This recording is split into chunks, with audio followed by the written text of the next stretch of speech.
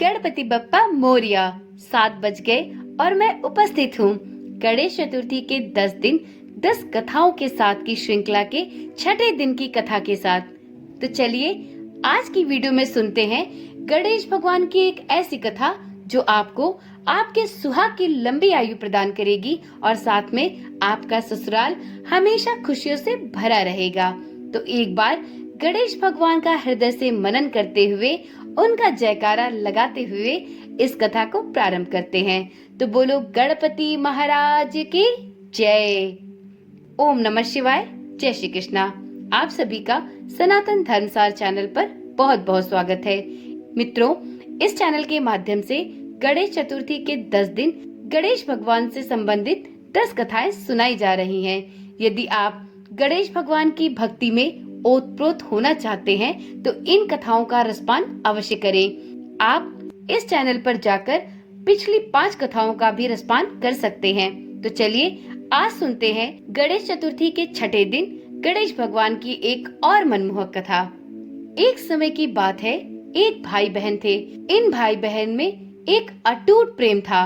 बहन का ऐसा नियम था कि वह अपने भाई का चेहरा देखे बिना भोजन ग्रहण नहीं करती थी।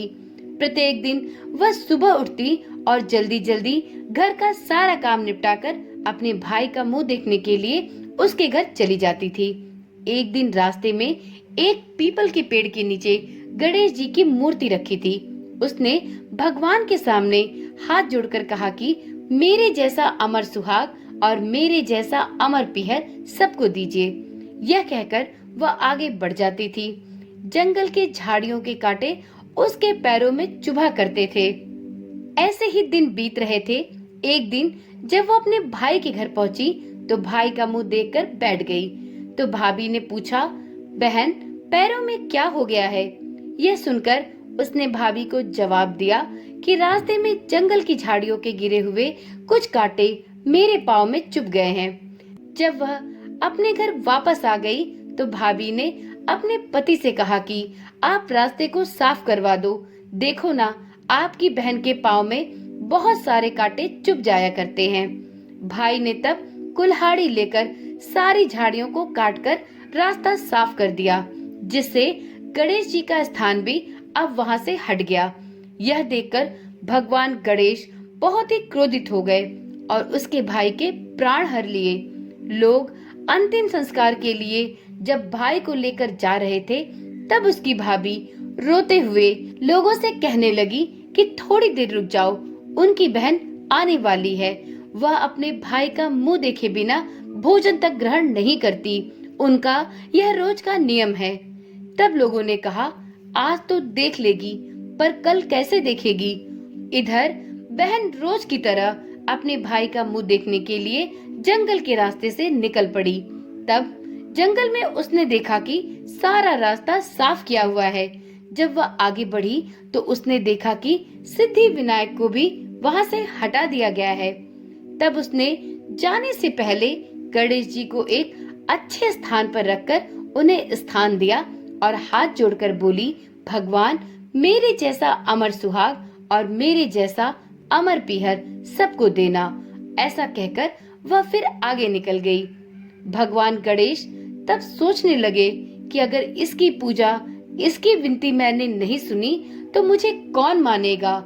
मेरी पूजा आगे से कौन करेगा? तब सिद्धि विनायक ने उसे आवाज दी, बेटी इस खेजड़ी की 7 पत्तियां लेकर जा और उसे कच्चे दूध में घोलकर अपने भाई के ऊपर छींटा मार देना। वह उठकर बैठ जाएगा। यह सुनकर जब बहन पीछे मुड़ी तो वहां कोई नहीं दिखाई दिया। वह यह सोचने लगी कि ठीक है, जैसा सुना वैसा कर लेती हूँ। फिर वह 7 खेजड़ी की पत्तियां लेकर अपने भाई के घर पहुँच गई। उसने देखा वहाँ कई लोग बैठे हुए हैं। भाभी बैठे बैठे रो रही है और वहाँ भाई का मृत शरीर पड़ा हुआ है। तब उसे रास्ते में आकाशवाणी की बातें पूरी तरीके से समझ में आ गई। उसने तत्काल ही उस पत्तियों को बताए हुए नियम के तहत भाई के ऊपर इस्तेमाल किया। तब उसका भाई जीवित होकर उठकर बैठ गया और भाई अपनी बहन से बोला, मुझे बहुत ही गहरी नींद आ गई थी, तब बहन खुशी के आंसू रोते हुए बोली, यह नींद किसी दुश्मन को भी ना आए। और ऐसा कहकर उसने अपने भाई को सारा वृतांत कह सुनाया।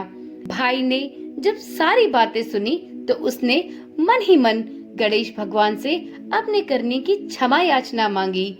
तो मान्यता के अनुसार ये है गणेश भगवान की चमत्कारी कहानी। इस कथा को सुनने मात्र से पति की लंबी आयु होने के साथ साथ ससुराल हमेशा खुशियों से भरा रहे, ऐसा वरदान गणपति बप्पा से प्राप्त होता है। जो भी कोई गणेश भगवान की इन कथाओं का श्रवण करता है, उनके व्रत अनुष्ठान करता है, उनकी 10 दिवसीय गणेश भगवान की गणेश चतुर्थी पर 10 दिनों तक स्थापना कर पूजा अर्चना करता है, उस घर में कोई भी दुख दरिद्रता कभी नहीं आती, सुहाग बना रहता है। साथ में उस व्यक्ति की सभी मनोकामनाएं पूर्ण होती है। विघ्नहर्ता गणेश भगवान सभी विघ्नों को दूर करते हैं। तो एक बार प्रेम से बोलिए गणपति महाराज की जय। तो मित्रों, चलिए आज की कथा यहीं पर समाप्त करते हैं और कल शाम 7 बजे मिलते हैं गणेश चतुर्थी के 10 दिन 10 कथाओं के साथ श्रृंखला की 7वें दिन की कथा के साथ। ओम नमः शिवाय। जय श्री कृष्णा। राधे राधे।